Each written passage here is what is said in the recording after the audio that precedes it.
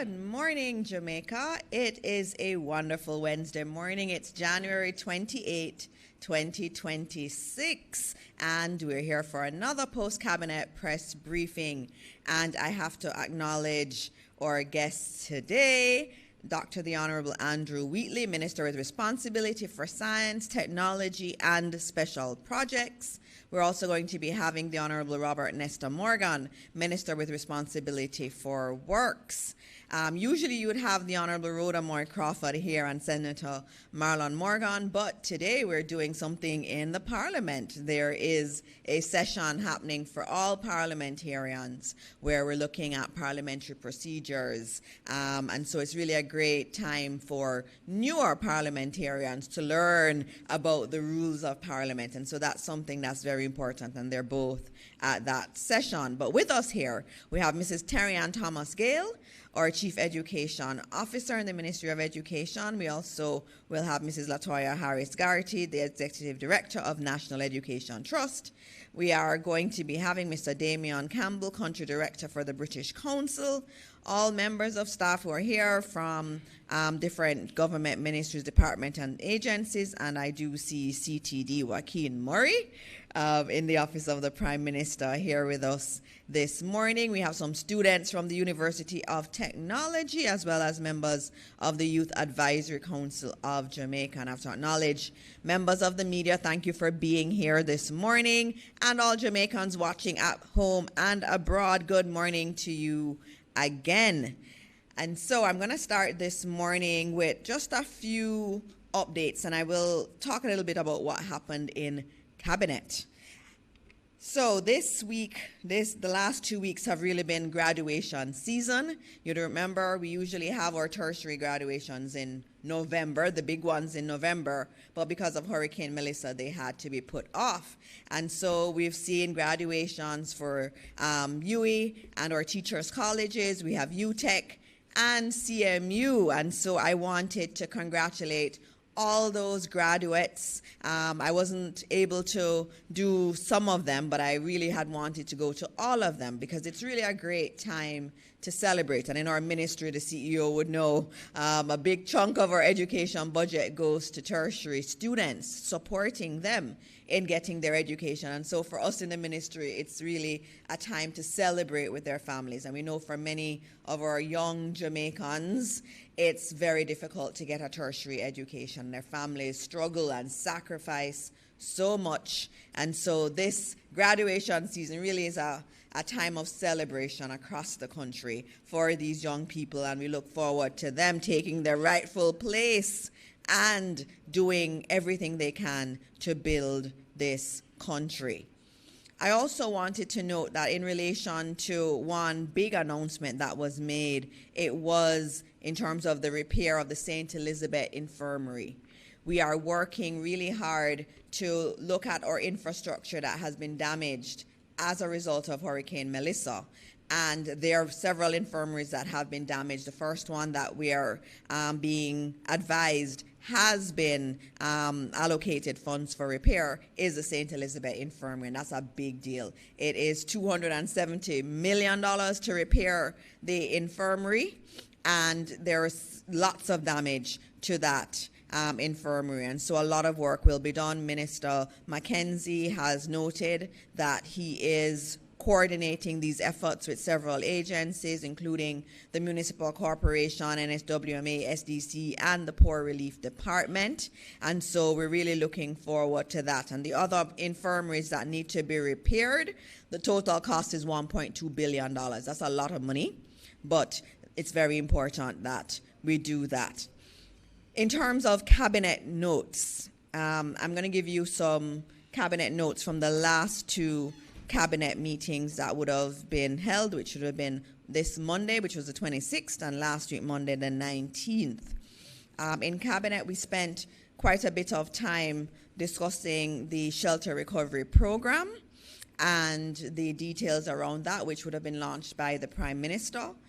There was an indication that the payments, the first payments under the shelter recovery program to those affected would take place by the last week in January. this is the last week in January, and I confirmed with the minister this morning, Minister Charles, that we are on track to make first payments this week. And so I have to congratulate the Ministry of Labor. When we say we're going to do something in this administration, we do it. We also spent some time in Cabinet looking at repairs. There's so many people whose homes have been damaged. And we do have some teams, some external teams, as you know, and I have reported here. We have teams from Ghana and Guyana, and we have other indicators of foreign governments willing to support us. And so that work is taking place as we speak. In addition to that, we have a program on the heart, which is the Bridge program, where we're taking young people from in those areas that have seen the most damage and who are unemployed. We're taking them in, doing short programs with them in terms of construction and other attendant areas. And we will then have them work with the JDF soldiers and with those visiting teams, the engineering teams from around the world that are here. And so our young people will get great practice. They'll get the skills training that they need, and they'll get international exposure to international best practice. So this is really very good. So we're not just building back the homes, we're also using it as an opportunity for our young people to really feel like they're a part of this, and also giving them a chance to have a trade, because that's going to definitely set their lives on a different trajectory. And so time was spent going through that program. In addition to that, we would have spoken about modular homes that had been ordered. Those homes are expected in the country by the end of February. So you'd have heard of the NHT ones, and also some from the ministry responsible for housing. And so that those are in train, and those modular units are on their way. In Cabinet, we also approved several boards, and I know that I have Minister Wheatley here, and he had one of his big ones, which was the AI task force, which is being chaired by Chris Record, and he can tell you about that. But several other boards were approved over the last few weeks. We had the Procurement Review Board, Petrojam, Jamaica Railway Corporation, Airports Authority, Toll Authority, Port Security Corps Limited, Jamaica Special Economic Zone Authority, Jamaica National Agency for Accreditation, members of the Standards Council of the Bureau of Standards, National Compliance and Regulatory Authority, Town and Country Planning Corporation, Scientific Authority, Natural Resources Conservation Authority, the National Council for Senior Citizens, and the National Insurance Fund. So a lot of work has gone into the boards, and I remind everybody watching that in order for a board to be approved at Cabinet, there are several things that have to happen. People think, you just pick some names of your friends and that's the board. No, it doesn't work like that. You actually have competency profiles that's done for every organization. And so if the organization needs engineers, it needs people in marketing, it needs people in finance, that is laid out for every single entity. And then the minister can only select individuals that are on the Ministry of Finance database. If they're not there, we cannot use them as a director of any of these boards. And then it gets reviewed by the Cabinet Office. Cabinet Office reviews it and sees if it matches back with the legislation that affected this organization. And I can tell you, sometimes when you send your thing in, you think it's great. Cabinet Office sends it back and says, under your act, there is one more person that needs to be appointed. And so it's actually a very robust process in terms of the appointment of boards, and that does take quite a bit of Cabinet time. We also spent time on the One Road Authority, because as you drive around Jamaica and you talk to Jamaicans, they'll say, oh my goodness, the roads are so bad. And so Cabinet has been discussing that. In Cabinet, we do talk about the issues that we hear our fellow Jamaicans speaking about and trying to work through policies around that. And Minister Morgan is here. He can tell you a bit more about the One Road Authority and the awesome work he is doing with the team to make that a reality so we can move away from those orphan roads, where we can know when someone drops cement on the road and damages the road, who is responsible and how we get recourse. So all of this that we've been saying for a long time, we are working to start addressing it. Over the last 2 weeks, we've also had several cabinet meetings, including special meetings that we've had. We had a special meeting on January 21 for NARA, which was an out-of-the-ordinary meeting. And you know, NARA is the National Reconstruction and Resilience Authority. And as I would have noted, it's initially been set up as a department of the Cabinet Office. That's not where it will reside. There will be legislation done to effect it as a statutory body, and so that legislation is being worked on.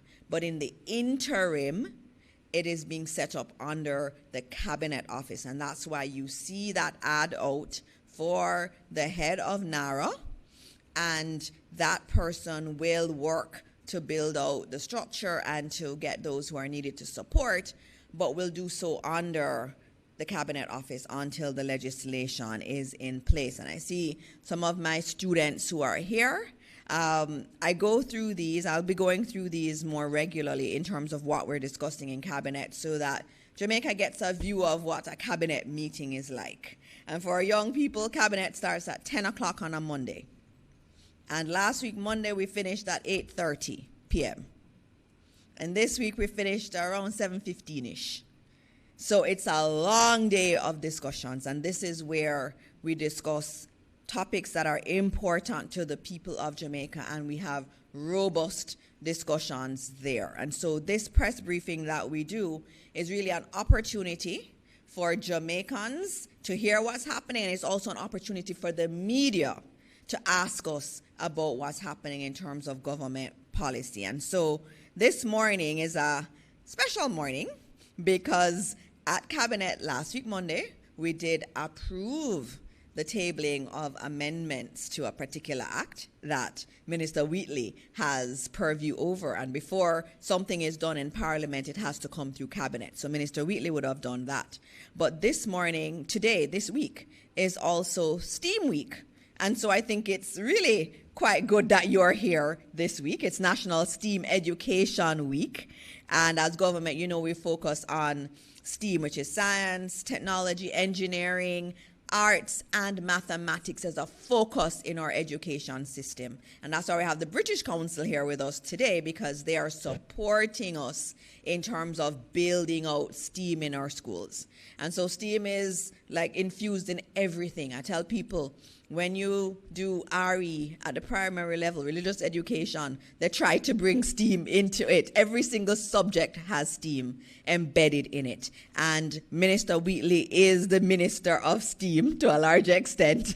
So with science and technology, the first two fall under him quite deeply. And so I was so happy last week when I got to acknowledge you in the Senate, Minister Wheatley, for the work you did with the STEAM toys for children across the country. That's so important that we introduce STEAM from early. It's nice to get a doll, but it's nicer to get a STEAM toy, because what we're saying to our children, and especially our children in the rural areas and in those areas that have been damaged, yes, you've been through a lot, and play is going to be important to your recovery, but we also want you to play in a way that sets you up for the future. And that's why we were so grateful to Minister Wheatley for that initiative, because it teaches our children to play, but play more productively. And so this morning on National STEAM Education Week, I am pleased to invite our Minister with responsibility for science, technology, and special projects here at the Office of the Prime Minister, Dr. the Honorable Andrew Wheatley. Welcome, Minister. Thank you very much, Minister Dana Dixon. I must start by commending you and your team at the Ministry of Education, for promoting STEAM. You guys are really forward-thinking, preparing the minds of our young people to participate in the ever-changing landscape that is before us. And I'm sure that under your leadership, that the young people that we will be putting out there in the world in the very near future, even now, that they will be able to compete and contribute from an innovative perspective what we have been cultivating in their minds. Good morning, everyone. On Tuesday of last week, the government tabled the Cybercrimes Amendment Act 2026 to modernize Jamaica's cybercrime laws for the reality we are living in. An economy and a society that increasingly depends on digital services, digital communication, and digital transactions. This bill is necessary because the threat landscape has changed dramatically. Jamaicans are being targeted by fraud and scams tied to online banking and financial transactions, identity theft, impersonation, harassment, and the non-consensual sharing of intimate images. This is often amplified through social media messaging, through the various messaging apps, whether it's TikTok, whether it's WhatsApp. And of course, we realize the impact of cross-border criminal networks in the whole process of sharing and fraud. We are also seeing the emergence of new risks linked to artificial intelligence, including deepfakes and synthetic media that can be used to deceive, extort, and ruin reputations. In fact, it has become the norm where you wake up in the morning and you will see what appears to be real truth in the news media. And when you do a little bit of deep dive, you realize it is pure propaganda. We have to ensure that we protect our citizens from these types of attacks. The amendments in this bill, the Cybercrimes Bill, strengthen protections for citizens, especially our children, by increasing penalties for offenses committed against minors. They modernize the law to address non-consensual publication of intimate images, including content that is captured, generated, or created, and they broaden the concept of published to reflect how harmful content spreads online today. The bill also improves Jamaica's ability to disrupt organized cybercrime by targeting the tools and enabling infrastructure used to commit cyber offenses, and it strengthens the procedural safeguards and standards for search, seizure, and evidence handling to support effective investigation and prosecution. Some key aspects of the bill include, as I stated earlier, stronger protection for children. It increases penalties where certain offenses are committed against individuals under the age of 18, with the courts being able to impose up to 20 years imprisonment in applicable cases. We also modernizes the term intimate image protection. It creates and strengthens offenses for the non-consensual publication of intimate images, reflecting how content is shared online today. We also have looked and included the coverage for AI-generated harm. It defines intimate images to include content that is captured, generated, or created. In fact, you have seen a significant rise in the number of images being put out there that are AI-generated. Some of them, detailing some very explicit or intimate images of persons. Even though they are generated by AI, they give the impression that the person is actually involved in such an act. And also, what it does, it causes serious reputational damage to persons who are so exposed. We are also open to address risks such as deepfakes and synthetic media used for extortion or reputational harm. We have also, broadened the definition of publish, We expand publish to include sending, transferring, posting, disseminating, or otherwise providing access. So we are aligning the law with social media and the various messaging apps. Again, I stated earlier that the law provides clear protection for minors. In fact, it establishes that under this act, the amendment to this act, no person under the age of 18 can legally give consent for the purpose of intimate image publication. That is very important. Another critical aspect of the bill is that it seeks to disrupt the cybercrime sector by strengthening offenses relating to making available the distribution and possession of tools, data, services, devices, and keys designed or adapted primarily for committing cyber offenses. Again, we are supporting action against organized scam operations.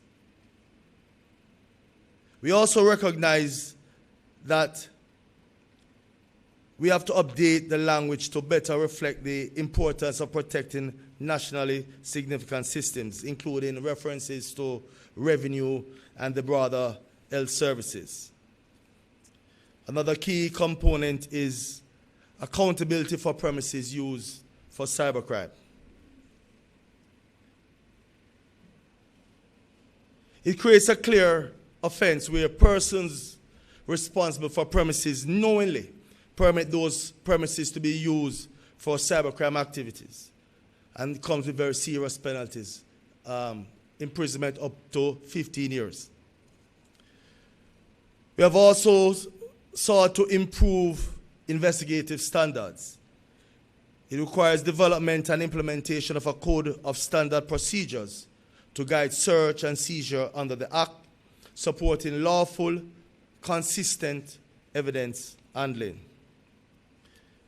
We have also updated the Interception of Communication Act to ensure that the legislation so defines the terminologies that are consistent with this current amendment to the Cybercrimes Amendment Act, especially as relates to digital and electronic keys. Put simply, ladies and gentlemen, this bill is about protecting Jamaicans in a borderless digital world. It's about building trust in online spaces, strengthening deterrence, and ensuring that as Jamaican digitalizes, our law keep pace with modern technology and modern threats. This is a clear signal that Jamaica will not allow scammers, cyber criminals, and online predators to exploit our people, our system with impunity.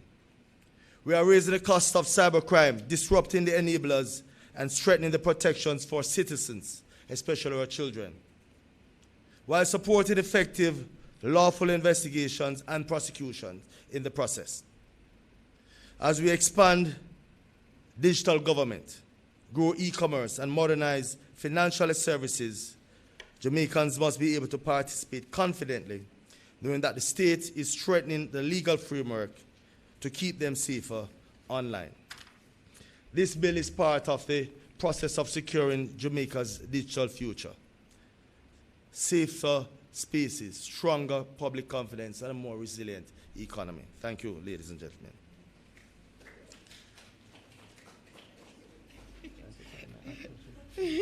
Thank you very much, Minister. And I'm sure that my wonderful UTech students are going to ask you some questions on this, because this is very important legislation. These amendments are big. And so students who are here, when we pass any new act, it doesn't just end there. You always have to amend it based on what's happening. And the Cybercrimes Act is one that we had passed. And then there was a review of it. There was actually a Joint Select Committee review of the act, and then you review it and you do amendments to it. And so this is the work that has been done, and I thank Minister Wheatley. I know that a lot of Parents are happy at this because we see what's happening, especially on social media, sharing of images and so on. And we also know that there are a lot of women who are very happy today, Minister Wheatley. We talk about, we use very nice language in the legislation, but, we know the phenomenon of revenge porn. We've seen it, heard it, witnessed it.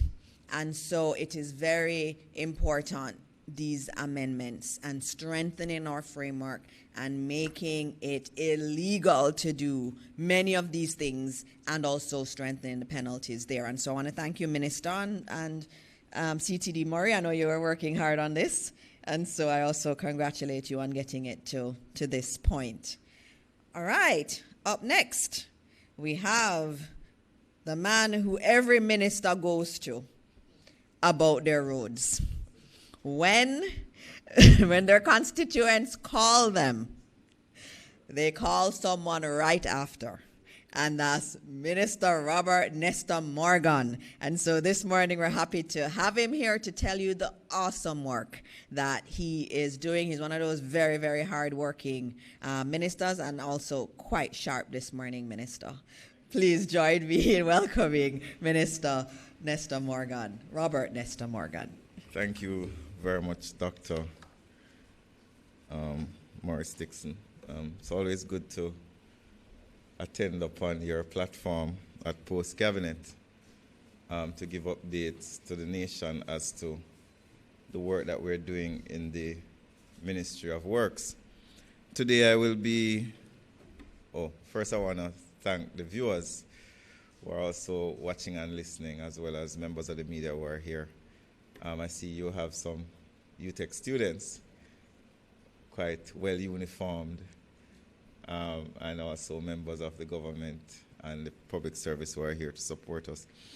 Today I want to update the country on three important subject areas. One is the One Road Authority, the other one is Spark, and the other is the Go Road Patching Program. I want to start with the one that has been also on the minds of people a lot, other than the potholes, and it's the One Road Authority. And I just want to go through some information. At last week's cabinet meeting, cabinet would have approved the policy framework for the One Road Authority. And I'm here to update you on that decision, which is, in my mind, a major governance and delivery reform, and it's focused on one thing: improving our road outcomes and ensuring that we have consistent, clear, and accountable standards with a strong delivery discipline.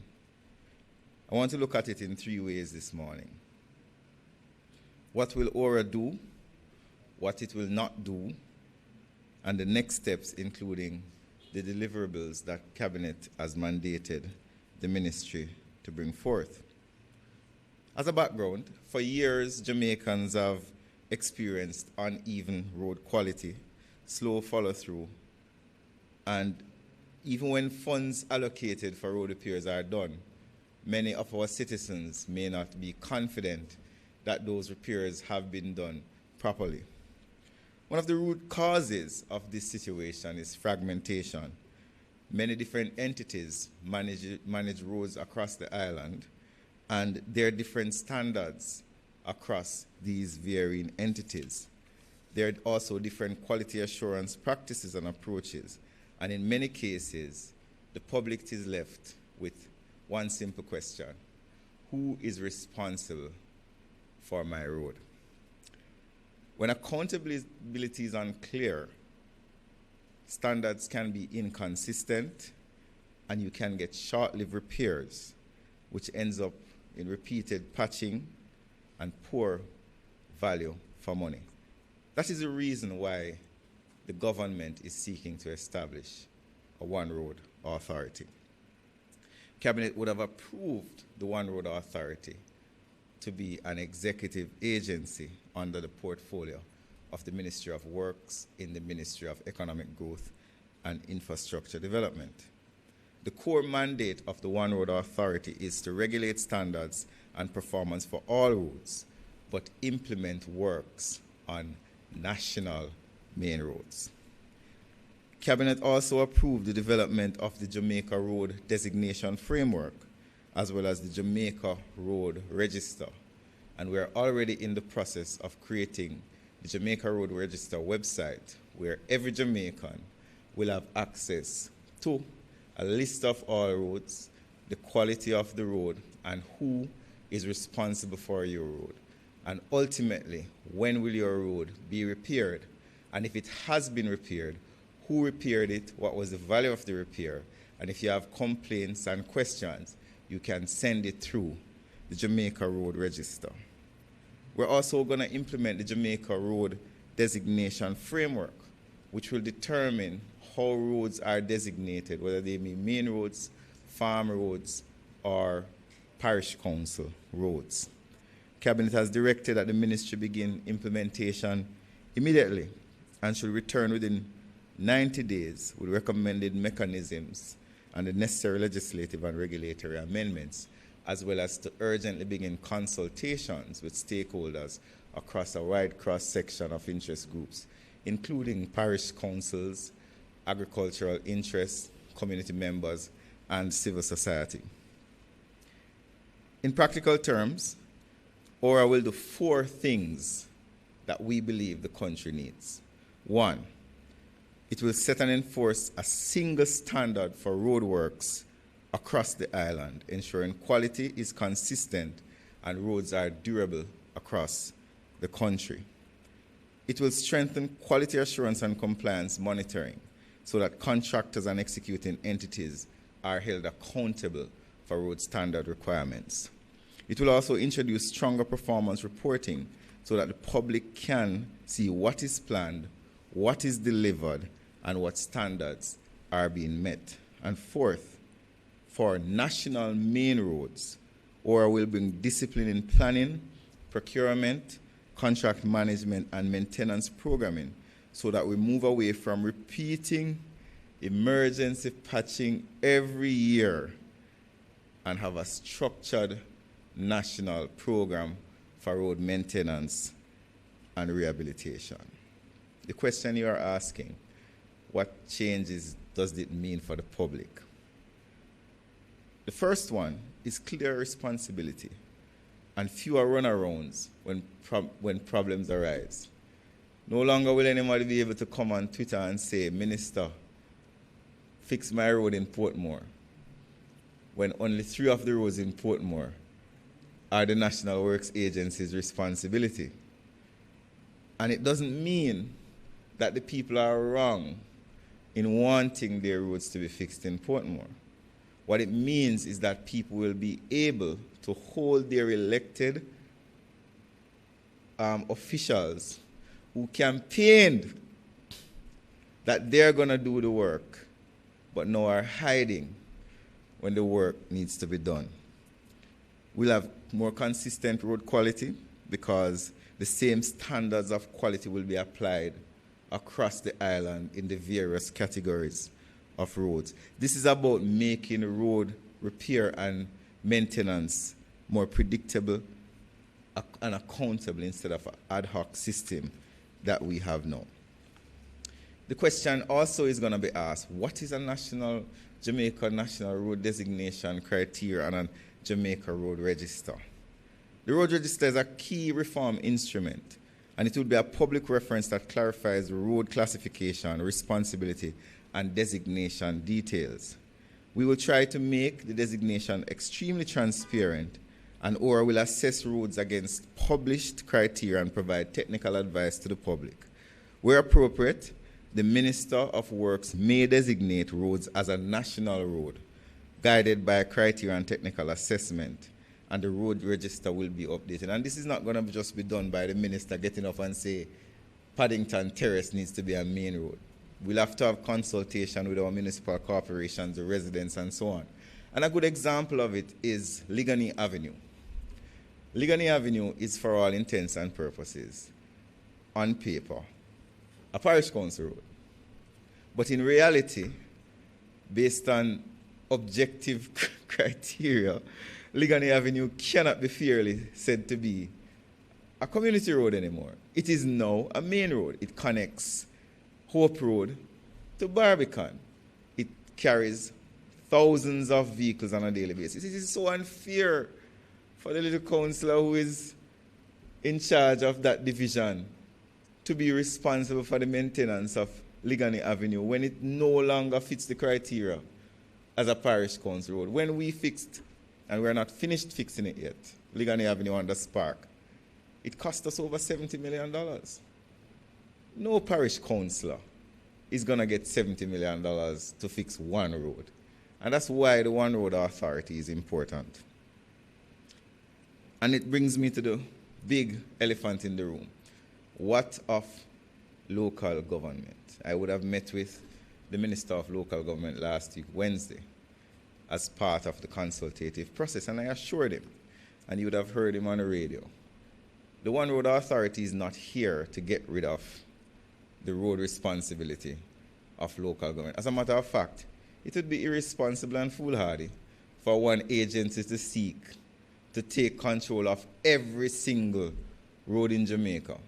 Because there are indeed roads that are legitimately community roads that should continue to be the responsibility of the local authorities. As it relates to local roads, farm roads, and private roads, whether it be a housing scheme that is being built, what ORA will do is enforce standards of quality and accountability. So when a road is fixed by any entity that impacts on the public can be assured that that road is fixed to a particular quality. It will also impose responsibilities on members of the public. So we will enhance the consequences for persons who allow material to destroy our roads, whether it be the cement trucks, whether it be the car wash that allows soapy water to enter the road, whether it be people who carry stones on the road and don't strap them down and they drop on the road and create a risk to the public. With the update to the Main Roads Act and other consequent legislation, we're going to have significant penalties for persons who undermine or destroy our road infrastructure. How are we going to implement the One Road Authority? Cabinet has approved a two-way pathway.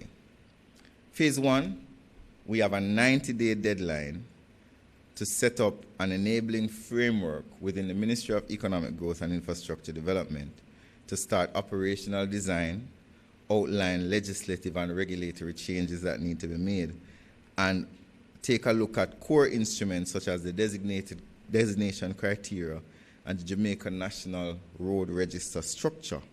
And then we must go back to Cabinet to get approval for these mechanisms and approval for any legal amendments that will be required. Phase 2 will be 3 to 24 months.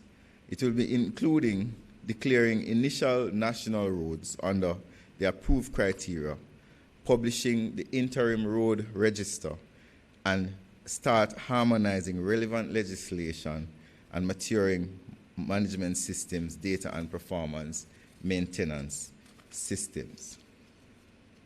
I want to mention why a road designation criteria is important.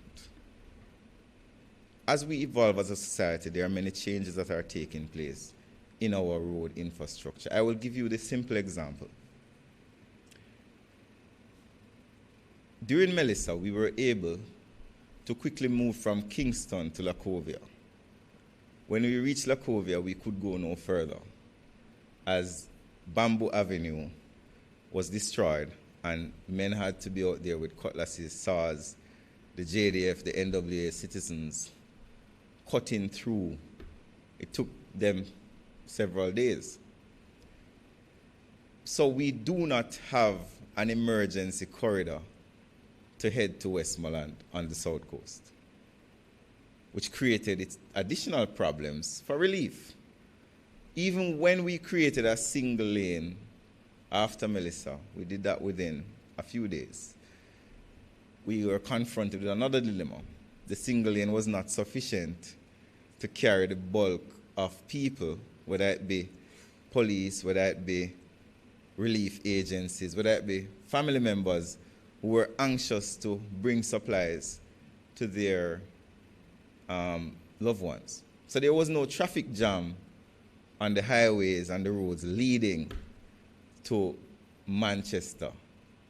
Where the traffic jam took place is the bottlenecks in the ground zero area, because there was no emergency corridor that the government and the state said, this is an emergency corridor and it should be of a particular standard, so that if there is a national disaster, we will have a clear path towards the disaster area.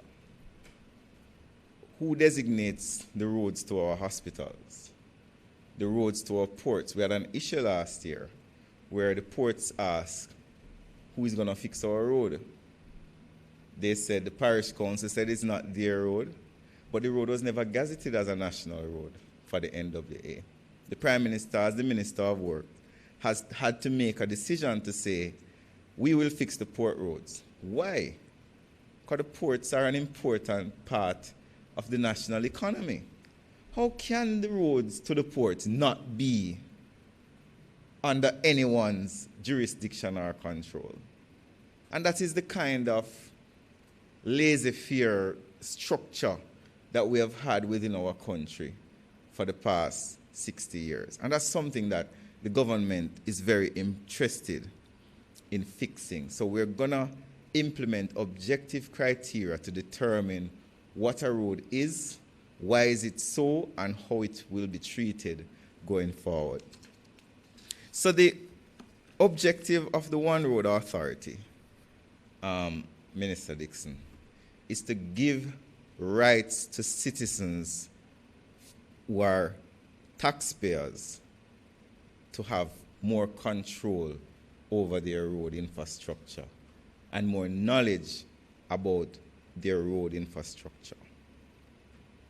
There are some persons who are going to be saying, we do not want One Road Authority because it will take away some of our power. We are giving power to the people. The road designation framework, the National Road Registry, the consultations that are going to have to take place in the communities to hear the views of the public is going to inform a very robust piece of legislation that at the end of it, we believe Jamaicans will feel empowered, that they finally have some influence and knowledge, full knowledge of their roads and how their roads are going to be managed. So that's the One Road Authority. And the next matter that I want to mention is the 1.6 billion, well, it's now 1.7 billion road repair program called the GO program. So we would have announced the GO program last year in and around December, coming out of the devastating impact of Hurricane Melissa on our road infrastructure. We did say that a majority of these resources will be spent in the western parishes that were most devastated by Hurricane Melissa.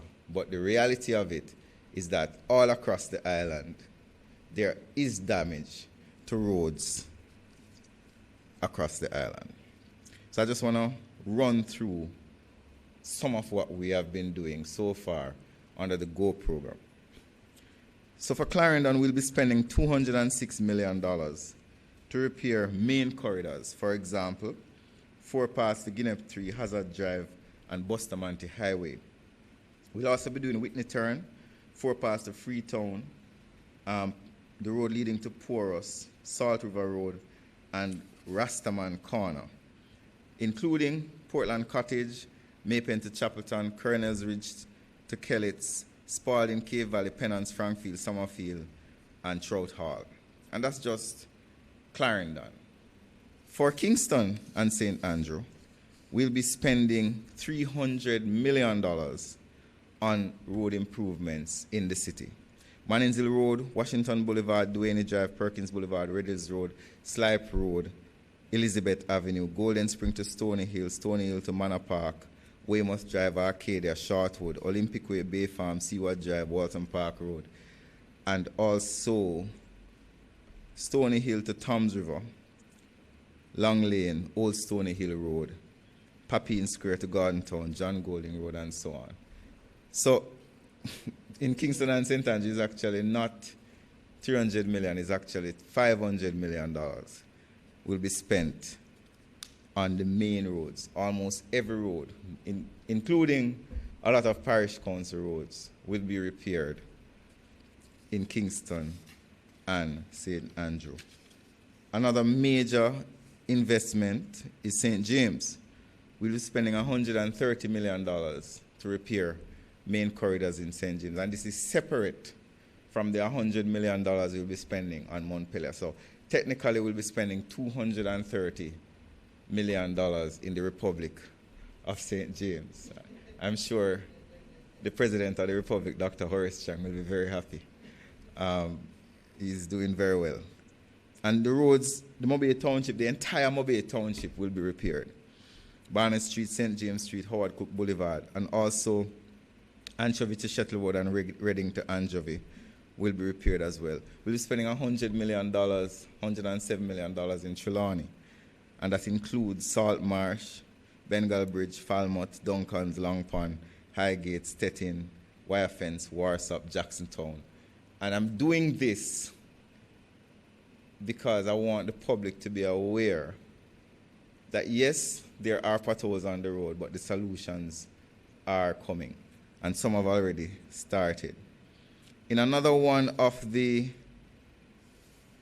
challenged areas, we'll be spending about $100 million in Westmoreland. And this is separate from the work we're doing now to repair roads that were washed out by Melissa. This is main road patching. This is the work that we're doing in all the hills of Westmoreland is a separate program through the National Works Agency. So Goodens, Glasgow, Bartlett's River, Negril, Dunbar's River, Torrington, Scotts Cove, Chester Castle, Jacks Gate, Ferris, Macfield, Torrington, Galloway are just some of the roads in Westmoreland. And I think we're going to be touching approximately 200 roads under this program by the end of March. And I can provide, it's unfair for me to provide a list of the roads to the public because the list is not comprehensive. There are many other roads that are not on the list that are going to be repaired. So the GO program has started. It actually started in December, but we had to pause it because most of the asphalt plants were not open and because of rain.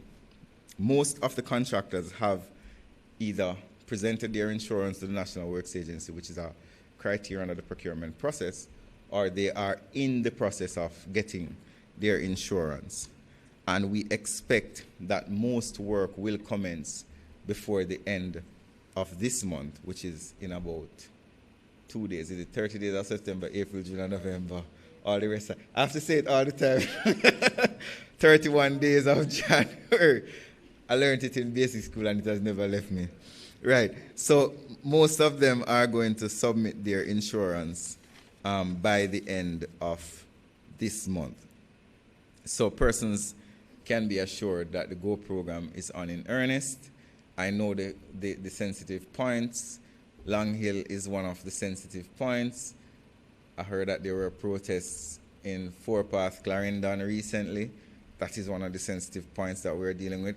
Issues with porous. We see that as a very important corridor. The Negril corridor to Hanover. Well, Negril is on the border of Hanover, but the Savannah to Lucy corridor is very important as well. The last update I want to give you before our time runs out is a report on the Spark program. While we took a break during and after Melissa because the main contractor was mobilized to assist in the recovery and clearing, we have resumed work on the Spark program. So to give you an outline, we have instructed repairs to the main contractor on 258 roads. So there are 258 roads that we have given instructions to the contractor to begin work on over by now and March. Before September 3, we would have started work on 126, or given instructions for 126 roads. Since September 3, which is about 4 months ago, 3 to 4 months ago, would have given instruction on an additional amount, which will take us up to 258 roads. Work has actually commenced on 84 roads.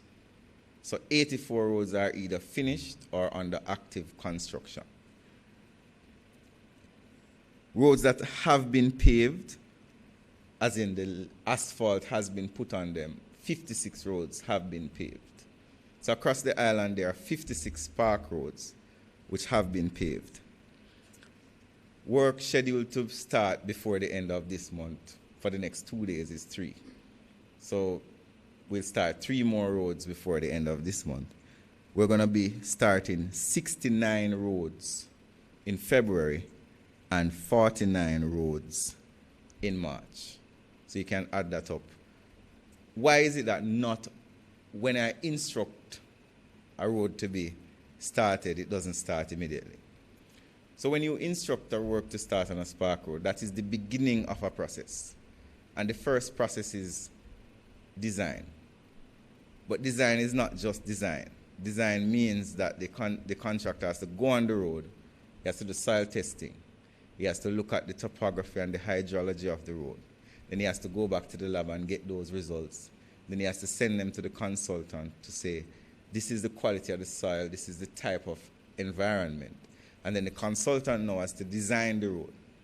Most of our roads in Jamaica were never designed in the first place. Most of them were community lanes where people lived in communities and the government said, well, there are a couple hundred people living there who can't move them, so let's give them a road. So what Spark is doing is looking at these roads and saying, what best design can we implement on these roads to make them more efficient and more usable, including drainage, including the type of asphalt. So for example, in Moy Hall in St. James, the entire road is concrete because we realized that asphalting Moy Hall would have been pointless because based on the amount of water that runs off that hill, is a steep hill. Putting asphalt on it would not solve the problem. So the entire road, and I'm sure some of you saw the residents on TV saying that they don't want a skating rink. But we have since made repairs to it where we have made the road more rougher so that vehicles don't skid on it. So that's just an example that when you say start a spark road, it doesn't mean that we start digging up the road immediately. It means that we start the design. After the design, the contractor has to mobilize equipment and people. He has to consult with persons in the community for labor, which is at a shortage. We have a shortage of labor in many areas. So it does take some time. After the labor, then they start the excavation. And the average spark road takes between 2 to 3 months to complete. There are some that take longer. For example, Harbour Heights in East Kingston and Port Royal took us almost a year to complete because when we started it, we realized that there was a pipe there that needed to be replaced, which was asbestos. Then we realized that there are several houses on the hillside that were unstable, so we had to build retaining walls and so on. So the Spark standard is a significantly higher standard than other standards. So traditionally, we would spend $20 million per kilometer on a road. Under Spark, it is $40 to $45 million per kilometer for each road. So when you see a road being built under Spark, assume that it's not a patching road, it's not just digging it up and rolling some mall and then it's properly engineered. And that brings me to Ligani Avenue, which has been in conversation. Before the government accepts that a road is complete, it has to be approved by the consultant. So when the contractor is finished, when he says he's finished, that is not the end of the story. The consultant has to go, the asphalt expert has to go and test the asphalt. They have to look at the drainage. They have to look at the curb walls. And there have been occasions under Spark where the contractor has had to dig up an entire road and relay it because we were not satisfied with the quality of road that they have given us. So we are not satisfied with the quality of road that was given to us on Ligani Avenue. If you compare the road beside Ligani Avenue, which is a Spark Road, and Ligani Avenue, you see a difference. So the NWA has been mandated with the consultants to look at the road and say, what are the changes that need to be made to make Ligani Avenue to the standard? And that is why Spark is such a powerful program. Not only does the contractor have to give us a good quality road when they're finished, but they still have a warranty period after they give us the road, about a year, where if anything happens to the road that can be said to be because of their acts or omission, they're obligated to repair it, right? After that, we know that if we get a good quality road, we have a good road for 10 years. So the government can then budget and say, in 10 years, these 200 roads will need to be redone. Gives the Minister Favour Williams, if she's still around at that time, a good opportunity to forward plan the budgetary process, and it makes spending government money more efficient. So by the end of March, we would have pretty much, when we instruct the other 143 roads in March, because we are going to give another instruction for 143 roads to be started, we would now be at 401 roads. So by the end of March, we would have instructed the contractor to start work on 401 roads. Now, I don't know if people are going to be fair to the government, but no government in the history of Jamaica has ever started 401 roads over this short period of time. Spark started, for all intents and purposes, in December of 2024. We are now about 1 year and 4 months since Spark started. 401 roads will be started within the 2 years. And those are not the only roads. By this summer, we'll be also starting the main road component, where we'll be fixing 63 main roads across the island, including Mullines Road and several other main roads in Kingston and in other parishes. So Spark is alive and well. We are enforcing the standards. We are not accepting compromised infrastructure works, and the public can be assured that we are being good stewards of their resources. Thank you very much, ladies and gentlemen. Wow, Minister, that was a very, very comprehensive update, and I thank you for your work. I know you're working hard. All right, I would like to note that he was supposed to come last week, and he told me he couldn't come because he had the said meeting with Minister Mackenzie last week, Wednesday. And so my comment was, you chose Minister Mackenzie over me. But that's all right. And I said it in front of Minister Mackenzie, so it wasn't secret. But it's really good to have you here. It is good to hear those updates. I think that Jamaica is going to play this over and over again. They're going to listen out for their roads. Mm-hmm. I know yesterday I had that issue. I was driving on a road and it was really bad. And my driver says, why can't we fix this road? And I said, it's not Minister Morgan's road. It's a parish council road. But anyway, you're doing fantastic work, Minister, and I think all of Jamaica will be very grateful for this. And I like that you acknowledge the work of Spark, where we had to break a little bit, but we're back on track with 401 roads that will be started by the end of March. That's That's phenomenal. And I love what you were saying about the One Road Authority and with the students. Here, I need you to listen to this. This is how we're professionalizing our country. We're taking it into a modern framework where there's accountability, where you have a database of the roads. You know whose road it is, so you know who to harass. And then there is a plan, maintenance plan. That's what Minister Morgan is doing. Minister Morgan, what you're doing on that One Road Authority is extremely transformative in the Jamaican context. And so I want to congratulate you. We did a big presentation at Cabinet, and I think we were all very impressed and very ready to go. And so I'm going to stop there and open up for questions.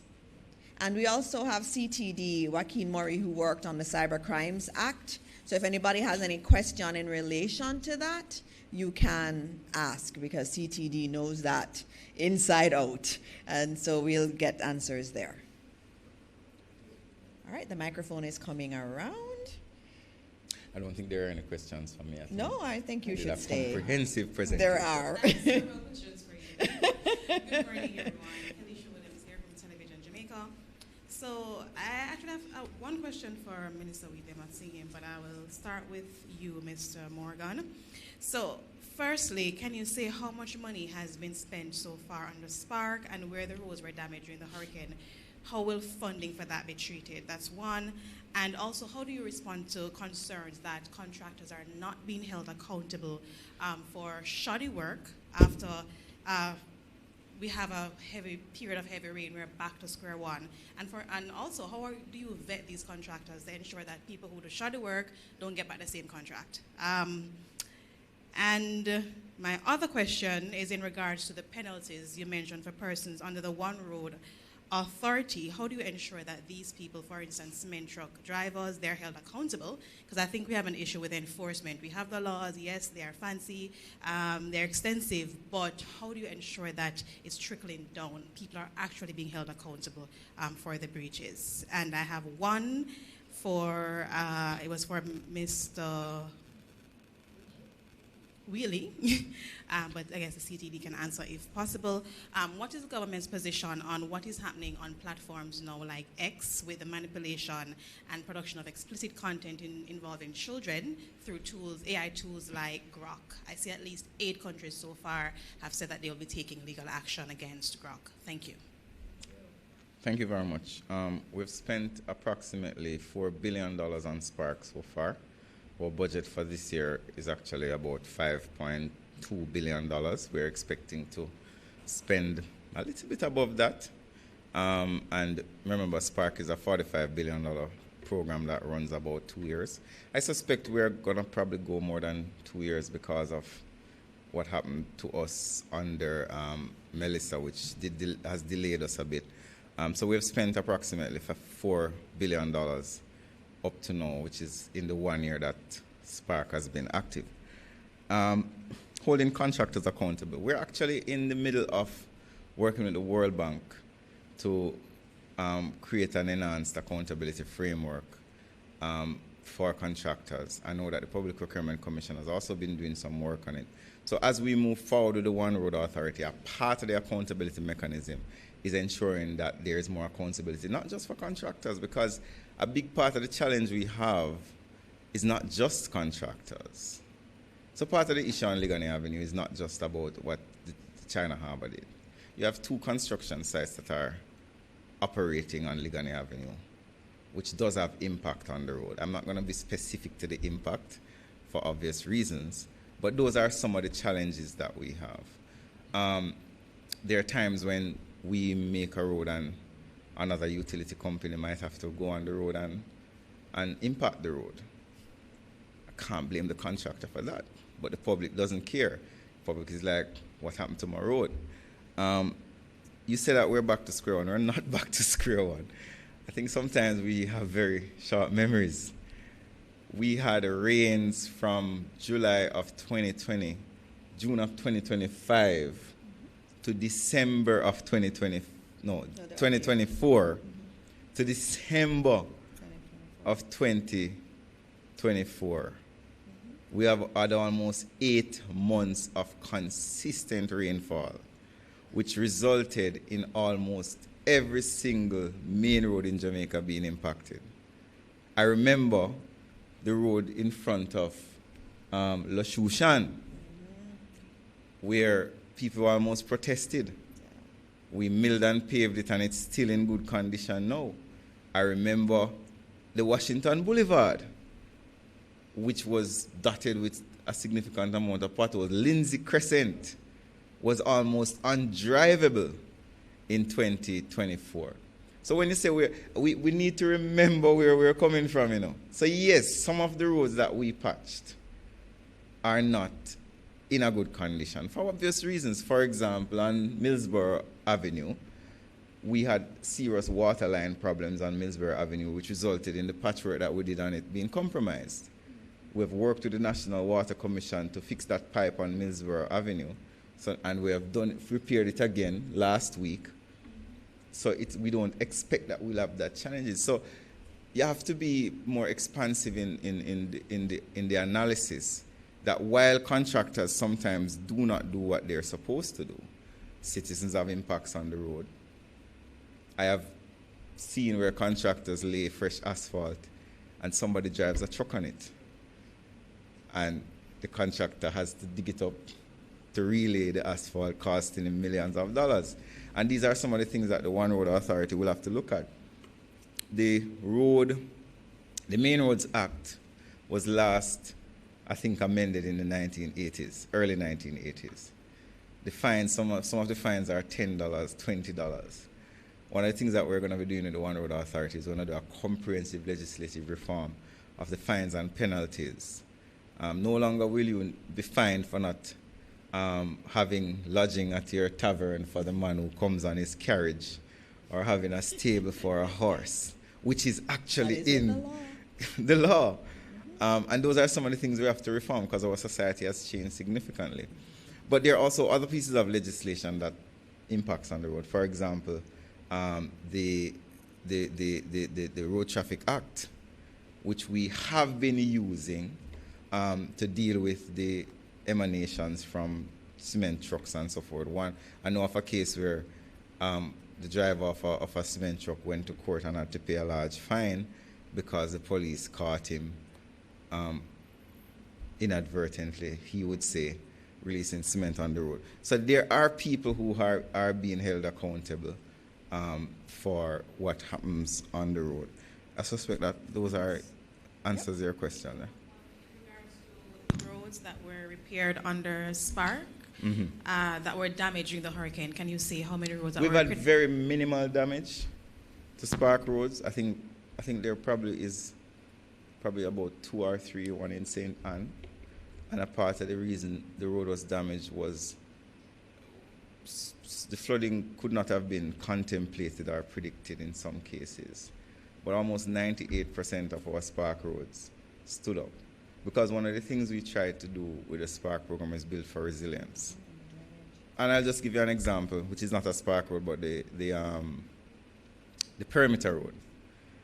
The drains on the perimeter road are significantly larger than the drains on the other highways. So if you compare the drains on the North-South Highway, which was built approximately more than 10 years ago, versus the drains on the perimeter roads, you see a significant difference in size and difference in robustness, which is what protected, even though the perimeter road was not asphalted. Of the 30 billion, 20 billion we have spent so far to build the road, we only got $70 million worth of damage, which is covered by insurance.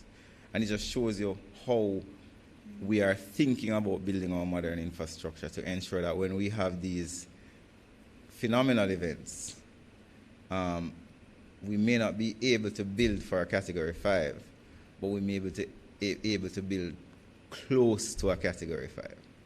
So that's my response. Thank you. Just before you go to my hero, one last question. Can you provide an update on the St. Thomas Highway project, please? So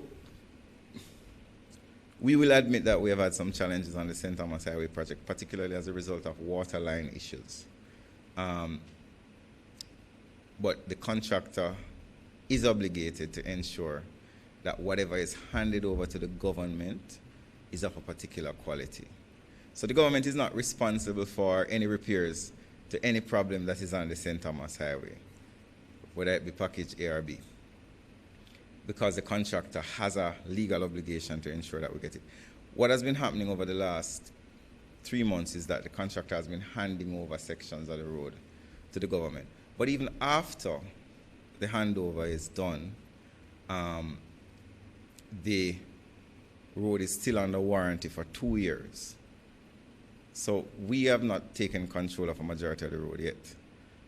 When the consultant says to us, this road is a good quality, you can take control of it, there's still a 2-year period where if a pipe breaks and destroys the road, if the road collapses, if the drain collapses, if the asphalt begins to lift, then the contractor is obligated to repair it free of cost. And we have put in these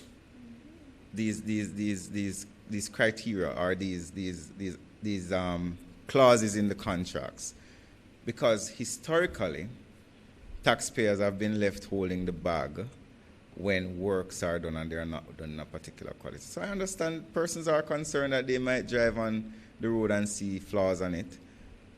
Remember the last time we had a major issue on the road, the contractor had to dig up an entire section and relay aggregate and relay asphalt at no cost to the government. And that is the approach that we're taking. And as this approach becomes more mature in our procurement ecosystems, the market is going to respond to them where they're going to understand that it's better to just try to do it right the first time because the government is going to say, well, you're going to have to dig that up and we're not going to pay you to dig that up. That is your responsibility. But I think that our contractors have evolved significantly over the last several years.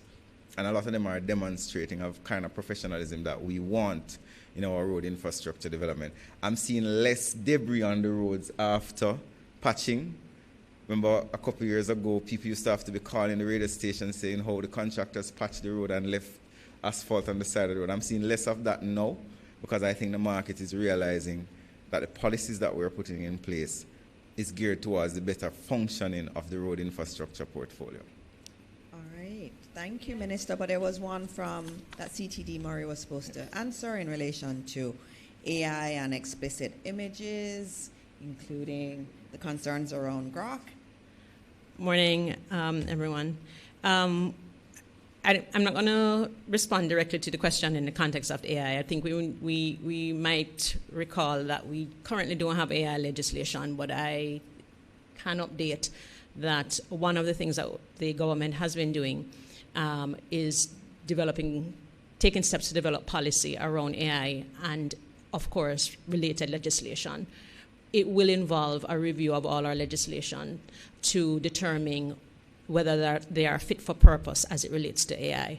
But with respect to the specific question about the images that we're seeing, one of the things that we, particularly as it relates to children, one of the things that we need to bear in mind is that there are several pieces of legislation that deals with what you would call sexual images of children, whether that is the Child Pornography Act and, of course, the Cybercrimes Act, which still treats with malicious communication and obscene communication. So that's still one element that is contained in the legislation. And then with the amendments that were recently tabled, the minister referred to it as revenge porn, but intimate images. So to the extent that those images are images of children, then that piece of that particular section can be utilized to bring action against anyone who is responsible for publishing images as it relates to children. So I think with those pieces of legislation, albeit we do not have an AI legislation now, those can be utilized by persons who are victims. The important thing, however, is that persons actually have to come forward, because it's one thing for an offense to be committed against an individual, but if that individual actually does not make a complaint and report it to the police, then you can appreciate that there is little that can be done for that individual. So it is important. We know it's sensitive. It's really a very sensitive issue and matter. But we encourage victims to bring their matters, report their matters, so that action can be taken under the legislation. All right. Thank you very much, CTD. Mahiri? Good morning, everyone. Mahiri Stewart, Nationwide News here. I have two questions for each minister. Sure. So I'll start with Minister Morgan since he's already warmed up. Minister Morgan, come on. Okay, so first question would be, if Jamaica had a one-road authority during the birth of Spark, how much more efficient do you think the carrying out of the program would be, and how efficient do you think it will be once the authority is established? I think Spark is a kind of template to the One Road Authority. I think Spark has informed some of the best practices. So let's give an example. So every Spark road was essentially transferred to central government. So central government now owns the Spark roads. We may transfer them back to the parish councils after. We have to make that decision. The standards that are in Spark is a part of what has informed the standards that we plan to implement on the One Road Authority. Even the National Road Register has been informed by Spark, where we have posted on the Spark website. I mean, it needs to be updated. We've posted on the Spark website every road that is being repaired by Spark, which constituency it is, and so on and so forth. So instead of saying, how could Spark be better with one road, our language is, Spark is actually the precursor to One Road and has impacted positively the ideas around the One Road Authority. You had another question. What was it? The second question would be, can you give an update on the bridge repair program going on in Jamaica as well as the Long Hill bypass? So there are two bridge repair programs that are taking place. One is the normal bridge repair, which is out of the budget of the government. And that is basically Mahogany Vale, the one in St. Catherine, and the one in Trelawney, which is Troy. Troy is approximately 85% complete. I mean, the bridge is finished. What we're doing with Troy is the approaches. We have to do some river training, and you saw it in Melissa. The bridge was like an island in the middle of a river. Yeah. And we realized that the river training that we were planning to do for Spark had to be expanded significantly based on the fact that the amount of water that comes down during storms in that river has increased significantly. The St. Catherine bridge near the Jamaica Boilers facility is about 50% complete. I received an update yesterday. They're actually doing the steel work to start pouring. They have already done the footers already, the abutments as well, but now they're going to be doing the top of it. We built a footbridge in both Troy and in Portland for the Mahogany Vale. Both footbridges stood up in Melissa, and we're now in the process of signing the contract for the works for the Mahogany Vale Bridge to start. So those are the three bridges under our general budgetary program. I suspect that the other program you're asking about is the Accelerated Bridge Program. We received concept approval from the PIMS process, Public Investment Management Secretariat. So they approved the concept. They say, yes, you can build these 50-odd bridges that you're planning to build is okay. Where we're going next is the project approval. So the Ministry of Economic Growth is actually in the field now, responding to some of the questions that the PIMS would have asked us. And we're going to be submitting within another month or so for us to finally get the approval to start bridge construction probably in the third quarter of this year. Thank you, Minister. And my questions to Minister Morris Dixon. The first one would be, the Jamaicans for Justice did a study on ATI requests and the efficiency of public bodies in terms of responding to them properly. And the study shows that 70% of the bodies that a request was submitted to did not respond in the legal time frame that is put in place by the ATI Act. What's your initial reaction to that study? Well, you know, the Access to Information Act is a very important act. and we prioritize giving information. And I know sometimes there have been delays, and I don't like the delays. I prefer when responses are given within the time frame. In some instances, I do know that individuals are seeking advice from, for example, the Attorney General. So the questions that may come may be of a type that they're not sure if that's information that can be disclosed. And so you'll find that they'll spend time going to the AG, getting legal advice on it in order to be able to respond. Now, my view on it is that you must always respond. If that is the case, if you feel that there is an issue in terms of the request, you note that you are seeking advice. You can answer some and not the others, but we must be responsive. And that's been the posture we have taken as an administration.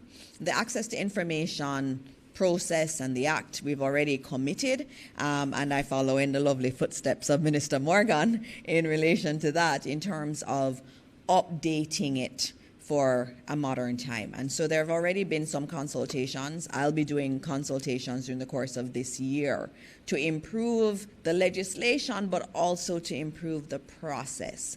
Because I know in many ministries, when I'm told that there may be a delay, and I do check with them, it's not anything nefarious. It is, I've been asked for this bit of information, I think it's privileged, or I think it's something that I shouldn't be disclosing, I just need to check. But the fact is that we want to speed up that process, and so we're going to be working with partners like you, because a lot of the questions do come from the media, in terms of how we can more seamlessly respond.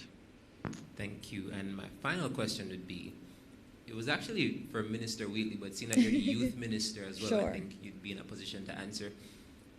During his presentation, he did speak about the dangers of the cyberspace in terms of children that use it. And he was saying that some of the legislative amendments are to protect those children. We've seen in Australia where they did a complete social media ban for children under 16. And I believe France is also attempting to enact their own legislation for children under 15. Do you think that's something that would be worth implementing in Jamaica to keep children safe on not on social media, but just in general? I think there are a range of things that we have to look at. I mean, I was watching quite keenly a case where a young lady is suing several social media entities because she felt that they caused her severe depression. And that's a case that I think the entire world is watching to see what happens, what comes out of that case. We know that there are dangers. I think the studies are very clear of the dangers of social media and addiction to social media. I've had therapists in Jamaica, psychologists and psychiatrists, reach out to me and say they are very concerned, not just about social media is one, but they're also concerned about phone use. And so they've been saying that a lot of the young people that they've been seeing, they are suffering from, for example, sleep deprivation, because they're up at night on the phone and not getting enough sleep. And that's affecting their performance at school. And so our psychologists are telling me and are raising the alarm that there's an issue fundamentally with our children and their use of technology. And so it's important for us in the ministry to work with our children in teaching them what safe habits look like. So it's also, not revealing certain things on social media, not sharing things, even if you're being extorted, how you treat with instances like that. And so we're teaching them safety online, but we also have to recognize that the quantum of time that is spent online is also having an impact. And so there are many things that you've pointed out. And when we in Cabinet looked at the Cyber Crimes Act and the amendments that were proposed by Minister Wheatley, we actually in Cabinet determined that we had to have a broader look at the questions you're asking. And so we are planning to, in short order, have a special Cabinet meeting where we look at those issues And included in that, we'd look at issues around misinformation and disinformation, because we see a lot of that. I think the earlier question about Grok and its use and how you can manipulate images and manipulate videos, it's an important question. And so in Cabinet, we are seized of that, and we will be discussing that, and we expect to see legislative and regulatory changes coming in the future. But of course, we do all of that through consultations with individuals. But that question you raise about the safety of our children online has far-reaching implications, and that's where we're starting to do what we can through education, public education. But it also requires legislative and regulatory changes in the country. All right, we have one more. Hi, good morning, everyone. Good morning. My name is Gerard Morris, representing Television Jamaica. All right. I have a question for you, Senator. Sure. There was an article in the Gleaner a couple of days ago. Corey Bennett, the coach, track and field coach of Heidel, accusing the Ministry of Education for not supporting them financially, supporting the school, that is, financially, to basically get their funding for their defense of their champs title in the girls this year. Why would Corey Bennett be accusing the Ministry of Education for lack of that support financially? I'm not sure. And I do need to speak with him on that, because I have met with him in the past, and the school does have financial challenges, significant financial challenges. And as you know, elements of it are, it's a private institution, and there are elements of it that we're working in the ministry. We've actually considered completely taking over the institution. And so we are actually in dialogue around that. As you know, if the ministry is going to take over an institution, there are prior obligations, financial obligations that we don't necessarily take on. So those conversations have been taking place. And so I'm not sure what's the basis of his concern, because the ministry has been extremely kind in reaching out and supporting, even in terms of offering letters of support to creditors on their behalf. And so it's a much bigger issue. And so I think I just need to speak with him and figure out what his real concern is, because as far as I know, the ministry had been in dialogue with the school to try to help them. And what are some of those concerns that you have about the finances of Heidel High? No, I mean, as in many schools, many private schools do have financial challenges. There are many schools that we're treating with right now that have financial challenges, and they're in conversations with the ministry. Some have indicated they want to hand over to the ministry. Others, are asking for different considerations. And we meet with every school that is challenged, whether you're private or not. And so there are several schools we're meeting with, and they are one of them that we've been in dialogue with. And what are some of the ideas that you have for their track and field program going forward? They are one of our best programs. And so as a ministry, we endorse all of our track and field and other sports programs. It's not just track and field. Yes, we're known for track and field, but every single area of sports is very important. And also, if you look at our manifesto, one of the key areas for us was improving sports departments in our schools. And so we're actually actively working with the SDC, the Sports Development Commission, to deal with that and to improve the level of sports in our schools, and not just track and field, because we have some really good cricket programs across the country. Despite what's happening with West Indies cricket, do still have some good cricket programs. We have some emerging areas like, field hockey, which is doing quite well, and we have our basketball, we have our netball. So every area is actually quite important to us. And for schools that have traditionally been focused on sports, one of the things we're looking at is how do you support those schools? And especially, how do you support the schools that don't have the old boys or old girls that are giving significant amount of funds to their sporting programs? And it's a question that we in the ministry have to contend with, because you have some schools that get tremendous support from their alumni associations. But there are other schools that have children who are as talented, but they don't get the amount of support. And so with us in terms of our programs and what we're looking at with SDC is looking at how we can improve the programs across the board, and especially focused on those non-traditional sporting schools, because there's talent there and we need to unearth it there. Thank you. Any more TVJ? There are 2 TVJs here today. All right, on this side. All right, good morning, everyone. All right. I am Janelle Gordon, the President's Advisor of the UTEC Students Union Council. Now, I have 2 questions. My first question is about the Cybercrime Act. All right. So the question is, how will the enforcement of the Cybercrime Act or the penalties thereof be applied to persons or offenders who operate outside of our borders? Well, we're back to the issue of, first and foremost, there has to be a report. And I think we need to recall also that as it relates to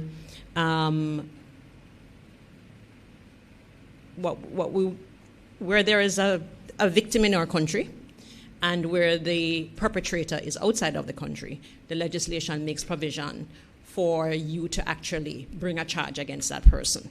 First of all, we have to find them.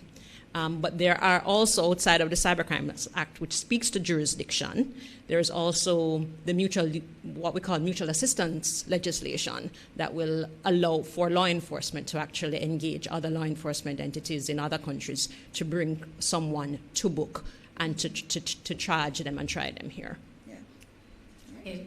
My second question is to Minister Dixon. Okay. So I note the call for the integration of AI into the classrooms and for educators to reimagine the classrooms. But how will we gauge or ensure, or regulate rather, that the integration of AI does not affect our students' critical thinking?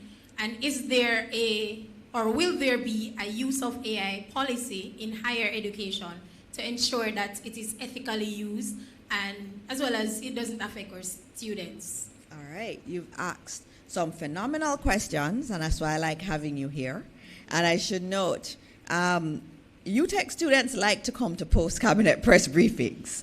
So UTEC is obviously doing something correct. And I should tell all of Jamaica that the last time we had post-cab, the UTEC students came to me with a position paper on a matter that I had been interested in, which was the migration of students after they leave university. And they've informed me that they have 2 other position papers that they're working on, and they needed the help of the legal students at UTEC because they're coming to me. And so I have a meeting to do with them to discuss their recommendations to the minister. And that's kind of what you really want of our young tertiary students, to feel so vested in their country that they're starting to work already to solve the questions. And so I want to salute you as you asked your question, but you asked a very broad-ranging question. And so when I started today, I spoke about the AI task force, and that was approved in cabinet last week. Now, that AI task force is going to look at AI policy, and as the CTD had mentioned, we don't have any AI legislation in Jamaica yet.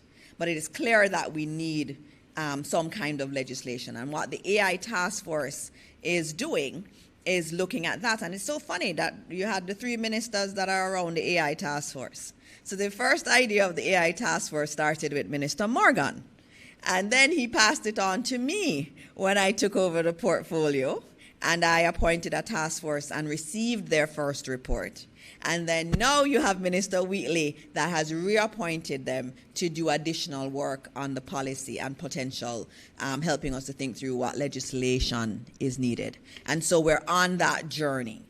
In terms of children and AI in schools, we were one of the first countries in the entire world, CEO, to have an AI policy in education. One of the first in the world. And in that policy, what we sought to do was to not be afraid of AI, to understand that it is here, it's going absolutely nowhere, and that we needed to incorporate it in our entire educational system, whether it's at the primary level or the tertiary level. So we have a policy. And it'd be good for your next project to review our policy and see if it's robust enough. But there are still concerns. I mean, all our children are using AI. I have that issue at home. Why go and sit down and do the essay when I can just ask ChatGPT to write it for me, right? And so that issue of critical thinking is key. And so what we have to do is to incorporate it in school and incorporate it in class to be able to teach children how to discern what's real and what's not, and how you triangulate and get information from different sources and make sure that what you're getting from AI is actually correct, maybe using more than one AI source. And so that's a part of the learning and the teaching that we have to do in our context. So we're not saying to our young people, don't use AI. We want you to be experts at AI. We want you to be able to develop AI tools that will solve the problems in Jamaica and the world. But we want you to use it responsibly. And so a part of our programs in school will be looking at that, how you really use AI. And we're actually doing work in terms of training our teachers to use AI also, because AI is a great tool for teachers. We already have a program in the Ministry of Education where we can grade students' work using AI. And so we've rolled that out in our schools, and that lowers the burden. I remember when I was a teacher, the worst part of teaching was marking the papers. The lesson plans too. I didn't like the lesson plans either. And now the lesson plans, you can get those online. So the ministry is, over time, taking away some of that routine work that the teacher would do, giving it to AI and giving it to technology, and then freeing up time for the teacher to spend more time on actually engaging and teaching. And so your questions are correct, and we have a long way to go in Jamaica. AI is also changing over time, and the realities and the problems are emerging as we speak. And so we're going to have a robust framework in place, but also understand that that's going to have to change over time, like we've done with the Cybercrimes Act. You had the act, and then you have to update it as new realities come to the fore. All right, I think that was all the questions. Is there any more? Okay, there is one more here.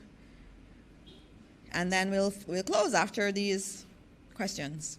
Thank you. And my final question, just a follow-up to what was asked earlier, well, to what my last question to Minister Morgan. Can you say whether or not there will be any cost overrun for the St. Thomas Highway project based on what you explained, and Sure. also any proposed timeline for when the roadway will be handed over? Thank you. Thank you for that question. Just give me 10 seconds. Let me get my information. Yes, you can have all the time you need. All the time? We're a very, very open administration. So we come here, you can ask us any question, and we'll answer it. All right. So, as I said to you, as we are speaking now, handovers are taking place and will continue to take place over the next 2 months. What is happening is that the consultant is examining the road to analyze if the road is of a particular standard for the government to take custody of the road. So that is the process that we're engaged in now. I think there are like 7 sections that are currently being examined, and we expect that by the end of March. Remember, however, though, that we have expanded the South Coast Highway Improvement Project to include the Port Antonio bypass, which was about $80 million. So while we were expecting that the South Coast Highway Improvement Project would have ended this quarter, because we have added a new component to it, which is a variation on the original contract of $80 million, it will not be complete until probably 2027, 28. Now, I'm very careful about the term cost overruns because they can be misinterpreted. What has happened to SHIP is not a cost overrun, but a change of scope.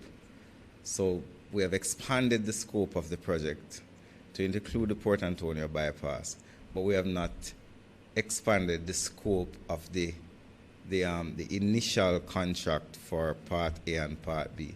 So we finished the Williamsfield section, and that was within budget. And now we're finishing the Morant Bay to send to Portland section, which I have not heard of any significant cost changes there. But we've expanded the scope to include the Port Antonio bypass, which is over $80 million US. I hope that answers your. Thank you very much. Thanks, All right. Minister. Thank you, Minister, and I think that's been a good post-cabinet press briefing, and we are going to close out today. As you heard, there's a lot happening in our cabinet meetings. When we do these sessions, I will again do the cabinet notes and be able to offer you insight into what's being discussed at cabinet. And so we still have to be thinking about our brothers and sisters in the West. Things are still not perfect. A lot of things have happened in terms of restoration of utilities and our schools being back in session, but there's still a lot more work to be done. And the rebuilding and rethinking of our communities in the West is continuing. And so the cabinet will be focused on the National Reconstruction and Resilience Authority and the areas of focus there. And when the Prime Minister does speak, you're going to see the results of all that deliberation at cabinet in terms of our reimagining of the West. And it's a beautiful picture that he will paint. And so until we meet again, as always, I say, may God bless this wonderful country, Jamaica land we love, and thank you for being here.